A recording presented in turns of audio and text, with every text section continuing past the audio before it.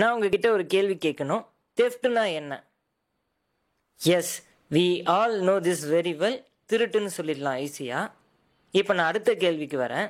Movable property இருக்குது, immovable property இருக்குது. So இங்கே ஈஸியாக மூவபிள் ப்ராப்பர்ட்டியை தெஃப்ட்டுக்குள்ளே வரும்னு சொல்லிடலாம். ஆனால் இம்மூவபிள் ப்ராப்பர்ட்டி தெஃப்ட்டில் வருமா? கண்டிப்பாக வராது. Today we are going to see about theft and its punishment under BNS Act. Hello everybody, I'm Arvindan. Welcome to Arvindan Law Studies.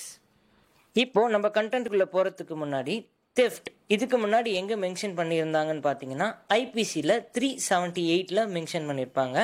ஆனால் இப்போது பிஎன்எஸ் ஆக்டில் செக்ஷன் 303 தெஃப்ட்டை பற்றி மென்ஷன் பண்ணியிருப்பாங்க. இப்போது நம்ம கண்டென்ட்டுக்குள்ளே வருவோம்.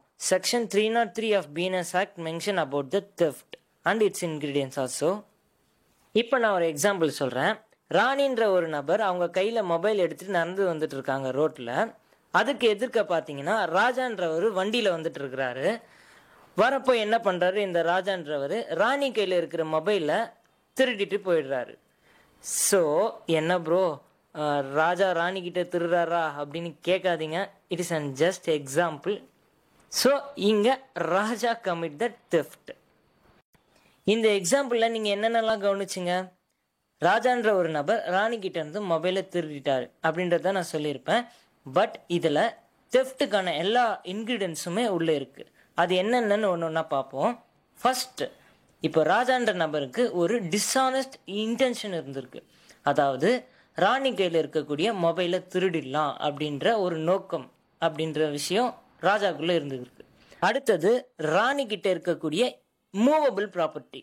என்ன மூவபிள் ப்ராப்பர்ட்டி இருந்தது? மொபைல் ஃபோன் சொல்லியிருந்தோம் இல்லையா? So next ingredient for theft is movable property. அப்போது இம்மூவபிள் ப்ராப்பர்ட்டி கண்டிப்பாக தெஃப்ட்டுக்குள்ளே வரவே வராது. மூவபிள் ப்ராப்பர்ட்டி மட்டும்தான் தெஃப்ட்டில் வரும். எதெல்லாம் நம்ம மூவபிள் ப்ராப்பர்ட்டி அப்படின்னு சொல்லலான்னு பார்த்தீங்கன்னா, அனிமல் கூட மூவபிள் ப்ராப்பர்ட்டியில் வருது. ஃபிஷ், அப்புறம் தண்ணி, கால்நடைகள், கட்டில்னு சொல்லுவோம் இல்லையா? இது எல்லாமே பார்த்தீங்கன்னா மூவபிள் ப்ராப்பர்ட்டியில் வருது. இது போக ஹியூமன் கார்பஸ்ன்னு சொல்லி சொல்கிறாங்க. பிணம், மனிதனுடைய பிணமும் மூவபிள் ப்ராப்பர்ட்டிக்குள்ளே தான் வருது. இப்போ தேர்ட் இன்க்ரீடியன்ட் வருவோம். Without consent of owner. நம்மளுக்கு சின்ன வயசுலாம் சொல்லியிருப்பாங்க, மற்றவங்களோட அனுமதி இல்லாமல் மற்றவங்களுடைய பொருளை எடுக்காத அப்படின்னு சொல்லியிருப்பாங்க. ஸோ அதுதான் இந்த கான்செப்ட். இப்போ நம்ம அந்த எக்ஸாம்பிளுக்கு வருவோம். ராணி கிட்ட இருக்கக்கூடிய மொபைலை ராஜா என்ன பண்ணுறாரு, அவங்களுடைய அனுமதி இல்லாமையே அந்த மொபைலை அவங்க கிட்டேருந்து எடுத்துகிட்டு போக ட்ரை பண்ணார். So third ingredient here clearly defined about without consent of the person. Fourth ingredient, moved out of the positions of owner. So இங்கே என்ன நடந்தது இந்த சுச்சுவேஷனில்? ராணிக்கிட்ட இருக்கக்கூடிய மொபைலை ராஜா என்ன பண்ணுறாரு, அவங்கக்கிட்டே இருந்து எடுத்துகிட்டு போயிடுறாரு, மூட் அவுட் பண்ணுறாரு. அந்த பொசிஷனை அவர் எடுத்துகிட்டு போயிடுறாரு. ஸோ இந்த 4 இன்க்ரீடியண்ட்டும் இருந்ததுன்னா அது தெஃப்ட்டுக்குள்ளே வரும். ப்ரோ, அப்போது ராஜா மனசை ராணி திருடிட்டாங்க, அப்போ அது தெஃப்ட்டுக்குள்ளே வருமா அப்படின்னு கேட்காதீங்க கமெண்ட்டில். ஸோ நான் இந்த மாதிரி ஜோக்லாம் என்னுடைய ப்ரொஃபஸர் கிட்ட பண்ணியிருக்கிறேன். பண்ணதுக்கப்புறம் என் கதையே வேற. ஆஹா, நம்ம புட்ட நம்ம கிட்டே போடுறேன். So coming back to the topic, first இல்லுஸ்ட்ரேஷனுக்கு வருவோம். ஏன்ற ஒரு நபர் இருக்கிறாரு, இசட்ன்ற ஒரு நபரும் இருக்கிறாரு. ஏ என்ன பண்ணுறாரு, இசட்டுக்கு தெரியாமல் இசட்டோடைய இடத்துக்கு போய் அவர் நிறைய மரங்கள் வச்சுட்டு இருக்காரு. அந்த மரங்களை என்ன பண்ணுறாரு, கட் பண்ணி ஏ என்ன பண்ணுறாரு, அவருடைய பொசிஷனுக்கு எடுத்துகிட்டு போயிடுறாரு. ஸோ இங்கே தெஃப்ட் கமிட் பண்ண முடியும்னு நினைக்கிறீங்களா? ஏன்னா மரம்ன்றது ஒரு இம்மூவபிள் ப்ராப்பர்ட்டி தானே அப்படின்னு நீங்கள் நினைக்கலாம். அப்படி கிடையாது. மரத்தை வெட்டுறப்போ மரம் இந்த பூமிக்கு மூவபிள் ப்ராப்பர்ட்டியாக மாறிடுது. ஸோ இங்கே ஏ கமிட் த தெஃப்ட். இங்கே என்னென்னலாம் இன்க்ரீடியன்ஸ் இருந்திருக்குன்னு பார்த்தீங்கன்னா, இந்த ஏக்கு டிஸ்ஆனஸ்ட் இன்ட்ரெஸ்ட் இருக்குது இல்லையா, அதாவது திருடணும் அப்படின்ற நோக்கம் இருக்குது. ரெண்டாவது, இசட் கிட்ட அவர் பெர்மிஷனே வாங்கலை, அனுமதியே இல்லாமல் தான் அந்த இடத்துக்குள்ளே போகிறாரு. அது மட்டும் இல்லாமல் அந்த மரத்தையும் எடுக்கிறார். இங்கே ஒரு மூவபிள் ப்ராப்பர்ட்டி இருக்குது. அது என்னது? மரம். தென் அந்த மரத்தை சக்ஸஸ்ஃபுல்லி என்ன பண்ணுறாரு, இசட்டோடைய இடத்துலேருந்து வெளியே எடுத்துகிட்டு போகிறார். ஸோ இங்கே அந்த 4 இன்க்ரீடியன்ஸும் இந்த எக்ஸாம்பிளில் பொருந்தது. So A commit the theft. A என்ன பண்ணுறாரு, இசட்டோட வீட்டுக்கு போகிறாரு. இசட்டோடைய வீட்டில் அவர்கிட்ட ஒரு டேபிள் இருந்துச்சு. அந்த டேபிள் கீழே பார்த்தீங்கன்னா ஒரு ரிங் இருக்குது. இதை ஏ பார்த்துட்டாரு. ஏ பார்த்துட்டு என்ன பண்ணுறாரு, அந்த ரிங்கை எடுத்துக்கிறாரு கையில். So here the A committed the theft or not? Yes, he committed the theft. ஏன்னா அவருக்கு ஒரு டிஸானஸ்ட் இன்டென்ஷன் இருந்திருக்கு. அந்த ரிங்கை பார்த்தோன்னே ஆசையில் என்ன பண்ணுறாரு, அந்த ரிங்கை எடுத்து வச்சுக்கிறாரு ஏ. இப்போ இங்கே அந்த 4 இன்க்ரீடியன்ஸும் சாட்டிஸ்ஃபை ஆகும். இப்போது ஏ என்ன பண்ணுறாரு, பஸ்ஸில் போயிட்டே இருக்கிறப்போ பஸ்ஸை விட்டு கீழே இறங்குனதும் பஸ்ஸு போயிடுச்சு. ஸோ அந்த இடத்துல யாருமே ஆளுங்களும் இல்லை. அவர் கீழே பார்த்தோன்னே அவருக்கு என்ன தெரியுது, ஜென்ரலாக மண்ணு தான் தெரிஞ்சிருக்கணும். ஆனால் அவருக்கு அந்த இடத்துல செயின் தெரியுது. இப்போ அந்த செயின் எடுத்து அவர் என்ன பண்ணுறாரு, பார்க்குறாரு, நல்லா இருக்குது. ஸோ அந்த செயின் என்ன பண்ணுறாரு, அவரே எடுத்துக்கலாம் அப்படின்னு முடிவு பண்ணிட்டார். ஸோ அவர் அதை எடுத்துக்கணும் செஞ்சிட்டார். So he commit the theft or not? இது தெஃப்ட்டுக்குள்ளே வருமா வராதா? கண்டிப்பாக இது தெஃப்ட்டுக்குள்ளே வராது. ஏன்னா நான் சொல்லியிருந்தேன் இல்லையா முன்னாடியே 4 இன்க்ரீடியன்ஸ், அது எல்லாமே இதில் சாட்டிஸ்ஃபை பண்ணலை. ஸோ அதனால் இது எதுக்குள்ளே வரும்னு பார்த்தீங்கன்னா criminal மிஸ்அப்ரோப்ரியேஷன்ஸ் of property.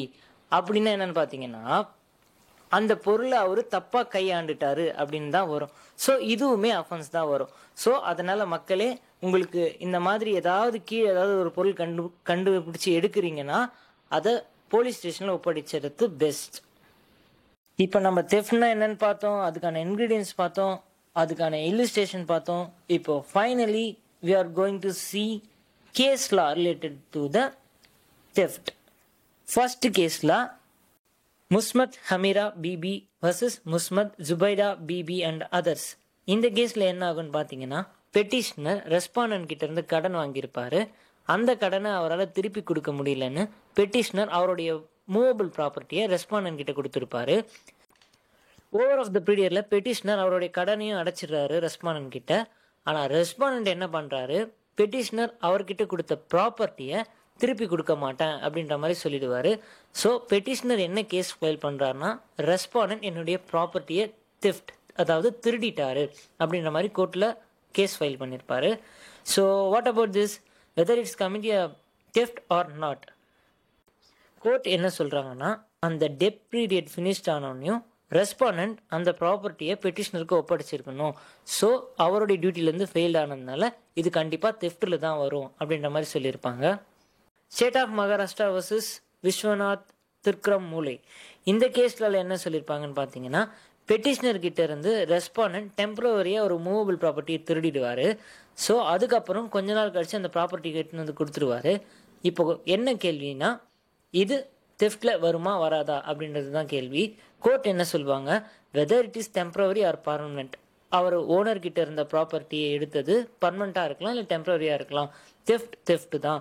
And also minor part, அதாவது அந்த மூவபிள் ப்ராப்பர்ட்டிலேருந்து மைனர் பார்ட்டை கூட திருடினாலும் அது தெஃப்டில் தான் வரும் அப்படின்ற மாதிரி சொல்லியிருப்பாங்க.